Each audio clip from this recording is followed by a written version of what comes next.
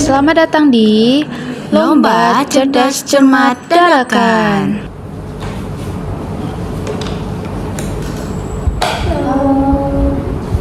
Aku Elva. Hujan. Yang pertama, apa kepanjangan PBB? Perserikatan Bangsa-Bangsa. Salah ya.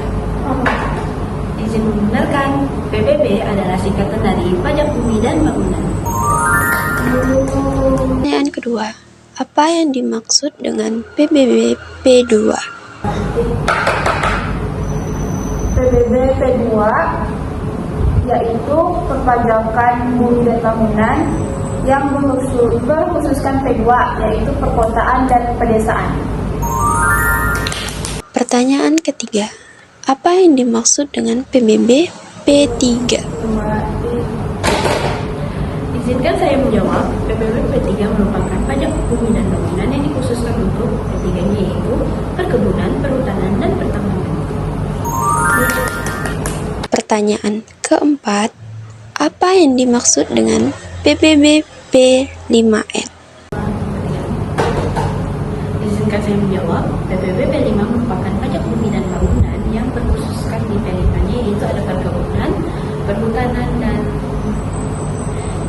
perhutanan, pertambangan minyak dan gas bumi, pertambangan mineral dan batu bara, pengusahaan panas bumi. Nah, sekarang kita masuk ke jenis-jenis PBB. Seperti yang sudah dijelaskan sebelumnya, jenis-jenis PBB yang kita tahu ada 3, yaitu PBB P2, PBB P3, dan PBB P5L.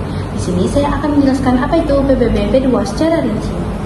PBB P2 sebagai pajak daerah menjadi salah satu bentuk peran serta masyarakat dalam penyelenggaraan otonomi daerah, di mana pembayaran PBB P2 sebagai salah satu media untuk mencapai kerjasama dalam bidang ekonomi serta pembangunan nasional, dan oleh sebab itu dalam pelaksanaannya harus menghormati prinsip hukum, prinsip keadilan, dan prinsip kesederhanaan untuk memudahkan dalam memenuhi kewajibannya, serta ditunjang juga oleh sistem manajemen perpajakan yang baik.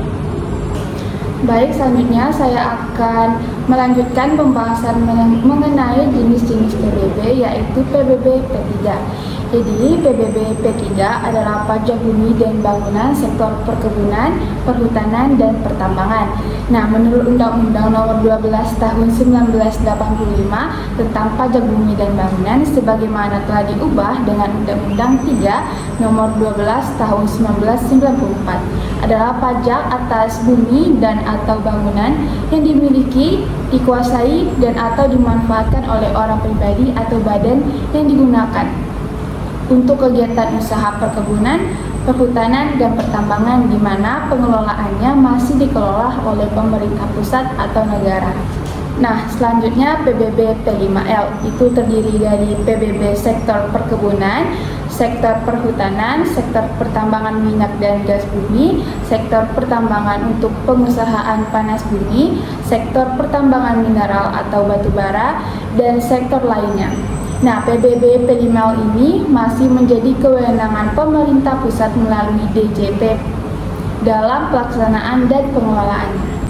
Baiklah, karena skor kalian sama, maka akan ada tantangan untuk kalian membuat mind map jenis pajak, yaitu pajak pusat dan pajak daerah. Silahkan buat dalam waktu 20 detik dimulai dari sekarang.